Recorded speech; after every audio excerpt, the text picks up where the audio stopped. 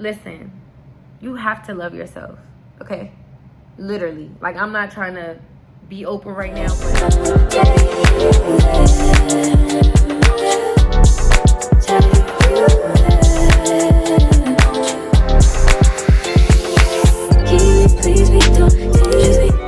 Hey guys, welcome back to a new episode, and this time is not a vlogion.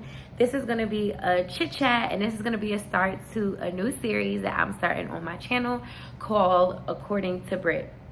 So you know the girls have like chit chat, send me questions, I'm going to answer it. It's that type of vibe.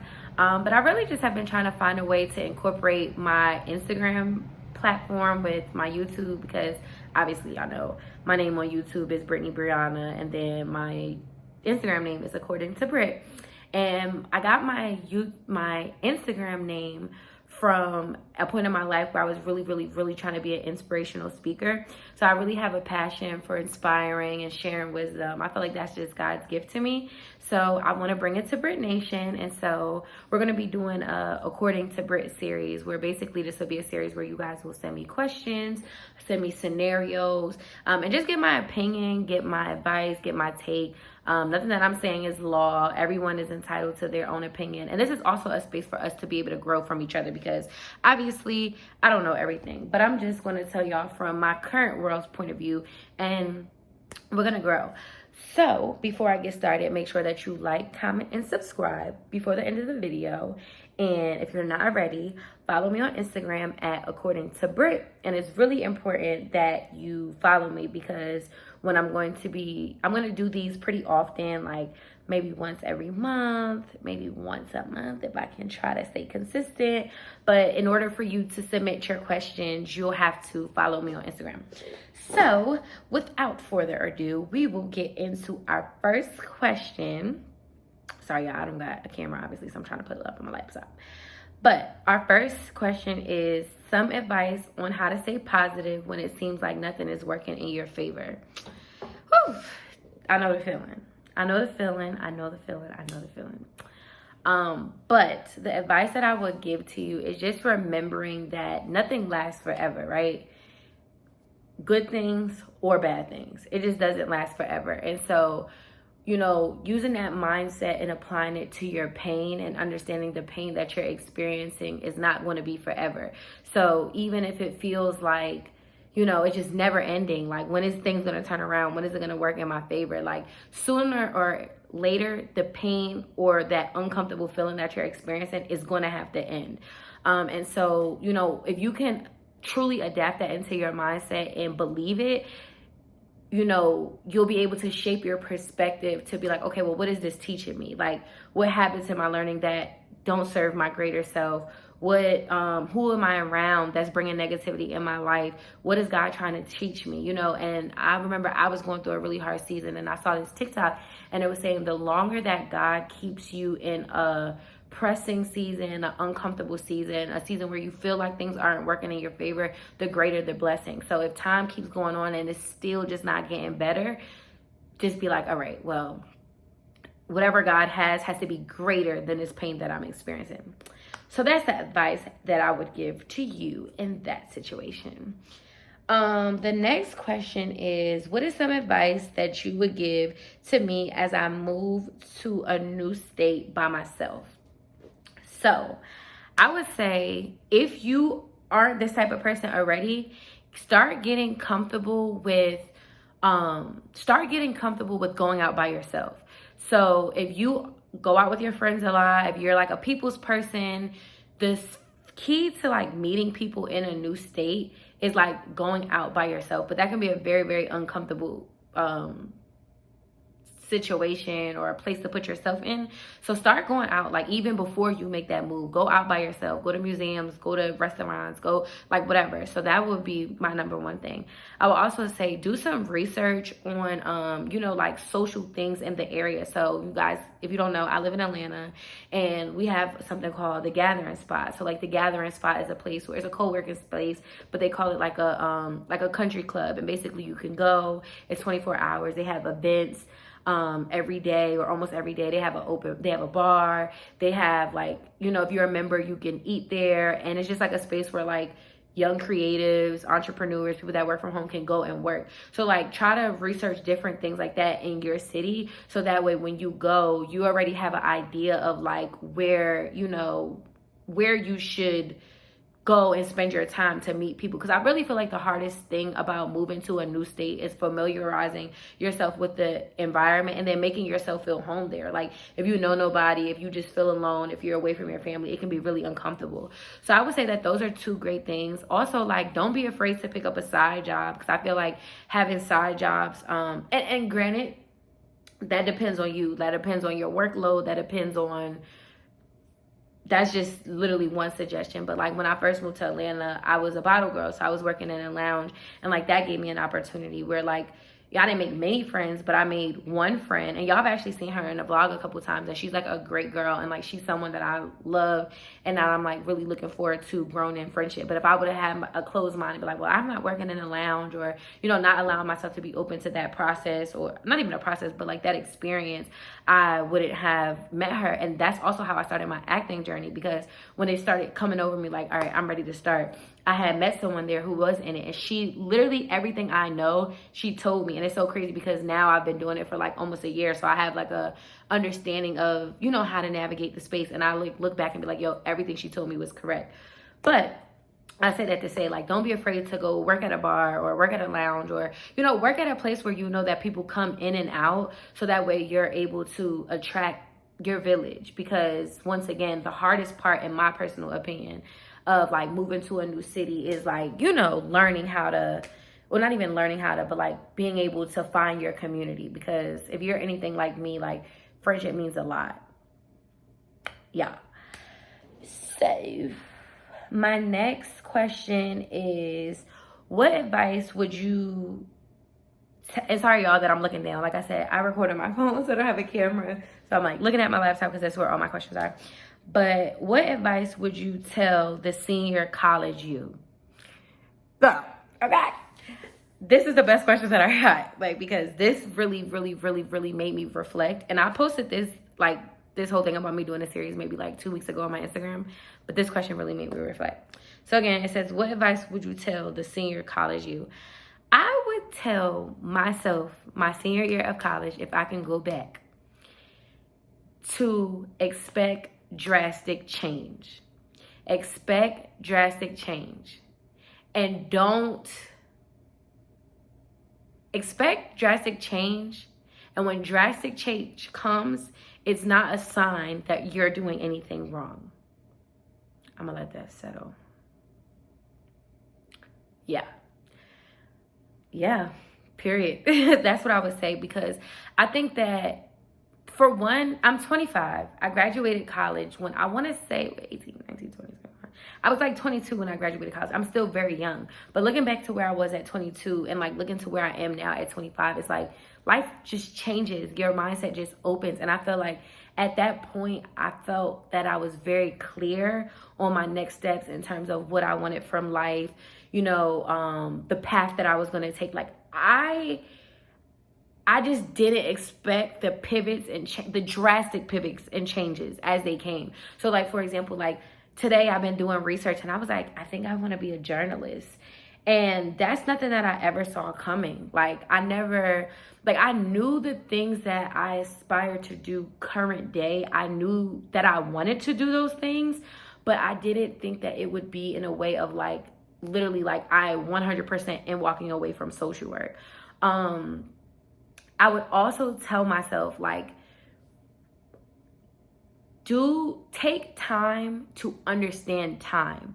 Because I think that, like, if I can go back to my senior year, I thought by 25, I would have a master's degree. I would have 2 degrees. I would be making good money. I would be good. Like, I never predicted the world change. And so with that comes starting back from the beginning again. Like, I literally am a freshman in college again, like, you know. And so freshman in college, what were you doing? You were interning. You weren't making no money. You were working for free. You were trying to get people to give you a chance, like all of that again. Like, I never thought that my 25-year-old self would be experiencing that. But it's like, why I say understand time is because it's like, the thing that that I struggle with the most is just feeling like I'm behind or feeling like I met the mark, and understanding like, yeah, it takes time. Like the good thing, anything that is worth having is not going to come overnight. So the advice that I would give myself is expect drastic change, and know that it's not because you're doing something wrong. Because I felt like when the change started happening for me, I started to feel like I was doing something wrong, or like, dang, like maybe I'm not who I thought I was, or like, what don't I know? Or like, no, girl, this is all a part of the process. And it's okay to take every day, day by day. That's that. My next question is, what makes someone a good friend? So I think what makes someone a good friend is a person that you feel safe with. And when I feel safe, it doesn't mean like, oh my God, you're gonna protect me, but like safe in terms of like you feel like you can be your whole self. Like someone that makes you feel uncomfortable to be all of who you are is not truly your friend. It might be someone that you're associated with, or someone that you cool, or that you love, or they love you, but that doesn't mean that person is your friend. Someone who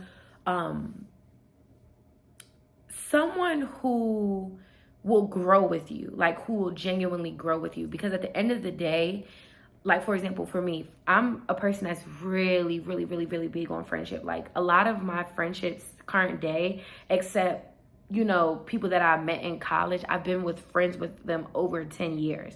And so it's like, why I say that a person who you can genuinely grow with is who I was when I was 18 is not who I am today. So someone who takes the time to understand you, to relearn you, because what I needed from friendship at 20 is not what I need from now. And so like you're always gonna grow through life. So if someone isn't willing to like grow and evolve with you and make those adjustments to who you are, I wouldn't really say that that's a good, I don't think it makes them a bad friend, but that's not someone that you would ideally want to have in your corner.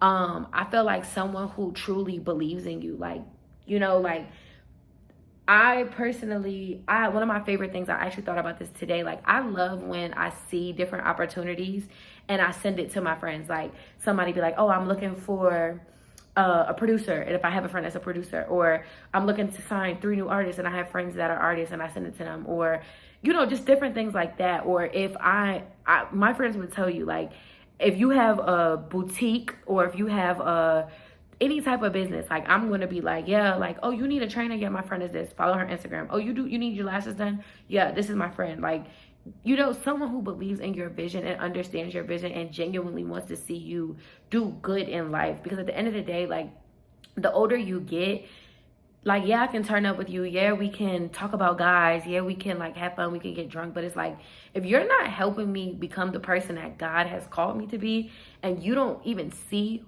my fullest potential, even if I'm not there yet, you're not really someone that I want in my close circle. And then obviously, like, even though it's uncomfortable and no one wants to be checked, I know I don't, but it's like someone who, when you're slipping, will be honest with you and tell you like, girl, this ain't right. Or there's been times where I just was vibrating on a low frequency, and I'm like, yeah, I'm gonna just do this, and my friends are like, no, you're better than that. Like, you can do better than that. Or like, you were wrong when you said that. Like, someone to hold you accountable to be your best self. Like, and it looks different for all of us, but I would just say a person that literally helps you become all of who God has called you to be and doesn't stunt that growth in any way. That's what I would say a good friend is. We're almost done our questions, so I hope that you guys are enjoying this, and I look forward to doing this a lot more often. But just a reminder to like, comment, and subscribe if you haven't already. The next question is, this is another question I was really looking forward to answering. What's your ideal brand partnership or sponsorship? So I've been reflecting on this a lot as well. So I would say an ideal, or like my ideal brand partnership or sponsorships is like brands that, like, working with brands that align with who I am, in terms of like, so anything that like helps to make a person's life better, whether that's be like something to contribute to their home, to make their home feel more home, or like for me personally, like, I want to work on being more feminine. So like anything that makes you like whether it's your skincare, your hair care, like anything that could just help people be better. Like if I can have this brand sponsorship and then share it with the world so that way they can have different bits and pieces to put to their life, that'll be like amazing. Also, my real dream, like this is my dream, like I would love to work with brands that will give me the opportunity to like come to their event and speak. Like I told you guys at the start of this video, like my wildest dream is to be like in like sold out arenas and like people are coming to hear me speak. Like I remember my freshman year of college and I went to go see Beyonce and I prayed and I was like, God, I pray that one day as many people are here to see this woman are here to hear me speak. Like that's my dream. So like brands that have like events and you know they want you to come and be on a panel or be the face of a campaign or anything like that, like anything that gives me an opportunity to use my gift, and like brands that I can actually build a relationship with where it's not just like me taking from them but like me giving them. So like something that all around like helps me to get closer to my purpose, help me to like become a better woman, and like anything that I can share with Brit Nation that helps them, you know, whether it makes their home, like I said, whatever, I said all of that. But yeah, so brands, if you want to work with your girl, I'm gonna put my email on the notes.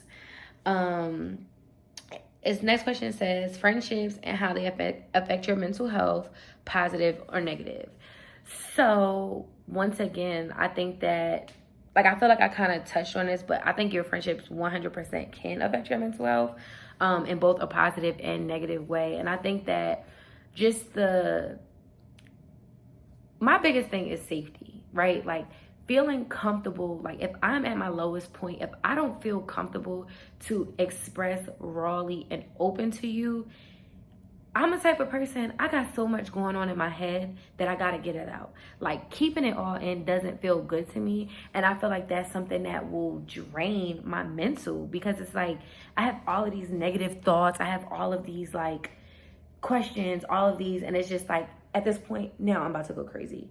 And so, no, like I need to be able to get that out. And I think that people who like understand who you are, like I remember there was a conversation, like I have a friend where we both suffer with anxiety, right? Like anxiety is something that we've both like heavily battled with, like from childhood experiences. And so we have like very open conversations with each other about how it makes us feel and things like that. And then I remember we were talking about guys, and like I was telling her, like I've learned in my life that it's really important to date someone.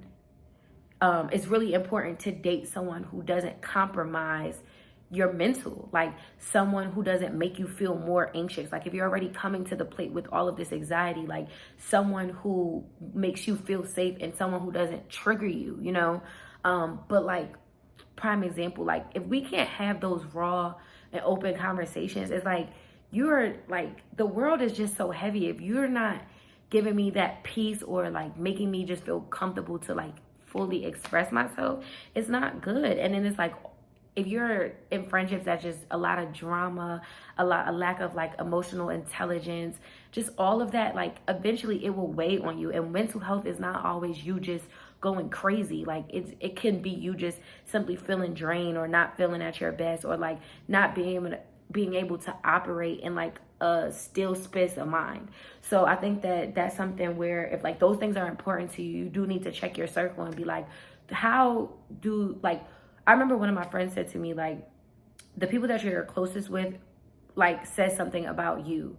And it's like, they're a reflection of you in some type of way. So it's like, you have to really evaluate, like, your closest group of friends and be like, do these people align with who I aspire to be in the future? And if they don't, and that's a hard reality if you feel that they don't, but it's an adjustment that does need to be made, because at the end of the day, like, that's the energy, like y'all are on the phone, y'all are FaceTiming, y'all are texting, like it's coming at you fast.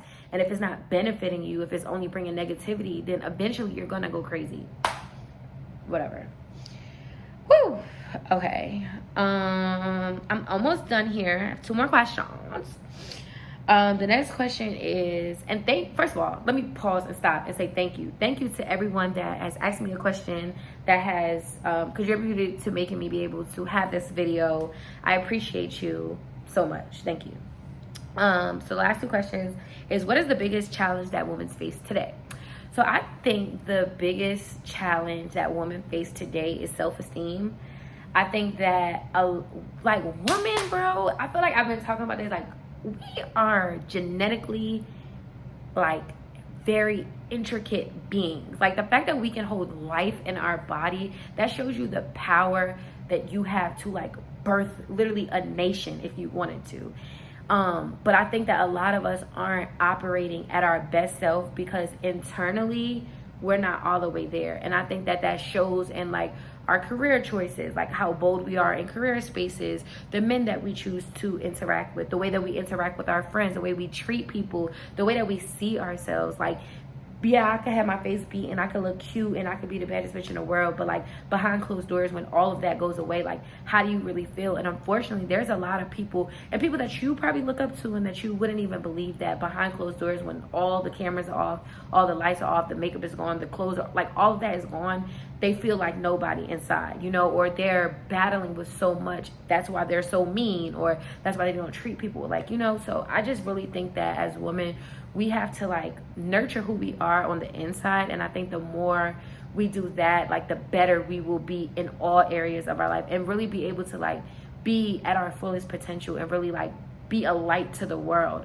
But that's a shameless plug, y'all. I have a podcast. I feel like I haven't really talked too much about my podcast on here, but I have a little bit. I have a podcast that's called the Back to Her podcast.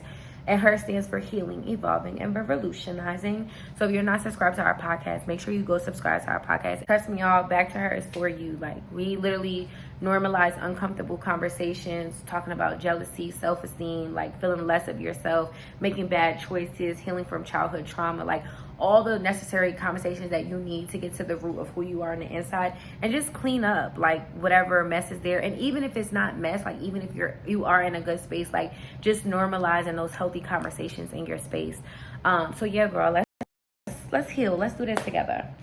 And our last question, which is a spicy question, and I didn't do this on purpose, but it's the last question. So it says, what's your thoughts on men that play with women's feelings and don't know what they want? Listen, you have to love yourself, okay? Literally. Like, I'm not trying to be open right now, but the more that you love yourself, the less that you even allow men like that in your space. And if you're a man and you're watching this and you're doing that, if you're that's not giving. That's disgusting. No. Men, what's your thoughts on men that don't? What's your thoughts on men that play with women's feelings and don't know what they want? Like, just ill. But here's the thing, on an all serious tip, if there's a man in your life that's playing with your feelings and doesn't know what he wants, the key word is he doesn't know what he wants. Meaning, he doesn't want you. The man that you have in your life needs to be sure that he wants you. If he's not ready to commit, if he's questioning about if he should stop, that man is not your dude, and don't allow him to be. And a lot of times, like, the question asks me, what's your thoughts on men? Fuck them. Those that's not your man. I don't want to think about you. I think we need to, as women, stop allowing that in our space. Like, period. That's done. That's it. No, you're not welcome here. Literally. So once again, I think it just goes back to what we've been talking about for the last 5 minutes. The more you love yourself and value your time, you won't let anyone waste it. And granted, we all make mistakes. We all fall short. But girl, if you're dealing with a man like that, he has to go. Like, I can't stress it enough. And as you can see, I'm getting pissed off because that really bothers me. And I think that as women, we are natural lovers and natural nurturers. And so we want to fix these men. We want to wait for them. We want to be patient for them. But one thing about men, they know exactly what they want. A man could be with a woman and just be messing around with her for a year and a half and then find a woman that he's talking to for 2 months and make her his wife. So don't allow a man to drag you on because he doesn't know what he wants, because men know what they want. If he's telling you he doesn't know what he wants, once again, it's not you. I'm getting pissed off because that bothers me. I hate when the men do this and our sisters we just be going. Woo! I'm gonna end it here because I can't even do that. But anyway, I hope that you enjoy our first According to Brit series. And y'all, oh, ouch, clearly doing too much. Yeah, I hope that you enjoyed it. I look forward to doing many more of these. So again, if you're not following me on Instagram, make sure that you're following me so that the next time we post this, and like, y'all, don't send me spicy topics. Like, send me anything. It don't even have to just be like spiritual growth, cool girl. Like, let's get deep. Let's be real. Like, my favorite thing in life is like normalizing uncomfortable conversations. And that's what I want to do with this. So if you haven't already, once again, make sure that you like, comment, and subscribe. And welcome to Brit Nation. Thank y'all for watching.